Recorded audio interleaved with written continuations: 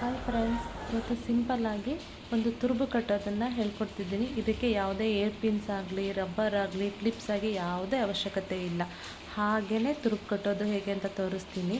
ಮೊದಲು ನೀಟಾಗಿ ಸಿಕ್ಕು ಬಿಡಿಸ್ಕೊಂಡು ಕೂದಲನ್ನೆಲ್ಲ ನೀಟಾಗಿ ಒಂದು ಹಿಡಿ ಮಾಡಿಕೊಂಡು ಈಗ ನಿಧಾನಕ್ಕೆ ಕೂದಲನ್ನೆಲ್ಲ ಟ್ವಿಸ್ಟ್ ಮಾಡ್ಕೊಳ್ಳೋಣ.